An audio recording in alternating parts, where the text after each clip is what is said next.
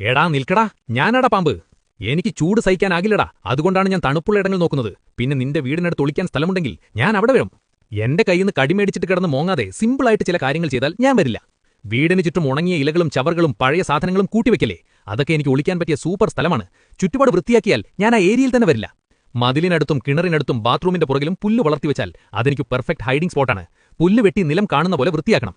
വിറക്, ഇഷ്ടിക, ടൈൽ, ചകിരിച്ചാക്ക് എന്നിവ നിലത്തുവെച്ചാൽ ഞാൻ അതിനുള്ളിൽ കയറി ഒളിക്കും. ഇവയെല്ലാം നിലത്തുനിന്ന് ഉയർത്തി നീറ്റായി വെക്കണം. ഭക്ഷണാവശിഷ്ടം, മാലിന്യം, ധാന്യം, പെറ്റ് ഫുഡ് തുറന്നുവെച്ചാൽ ആദ്യം എലി വരും. എലി വന്നാൽ പിന്നെ ഞാൻ ഫോളോ ചെയ്യും. ഭക്ഷണവും മാലിന്യവും എപ്പോഴും അടച്ചു സൂക്ഷിക്കണം. വീട്ടിനടുത്ത് വെള്ളം കെട്ടിക്കിടന്നാൽ സമ്മറിൽ അതെനിക്ക് കൂൾ പ്ലേസാണ്. ഈർപ്പമുള്ള പുല്ലും ചെറിയ കുളവും നനഞ്ഞ കോണുകളും ഒഴിവാക്കണം. വെള്ളം കളഞ്ഞ സ്ഥലം ഡ്രൈ ആക്കി വെക്കണം.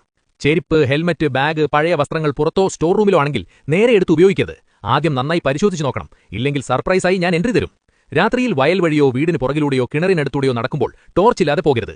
വെളിച്ചമടിച്ച് നിലം നോക്കി നടക്കണം. വീട്ടിൽ പാമ്പിനെ കണ്ടാൽ ഹീറോ ആകാൻ ശ്രമിക്കണ്ട.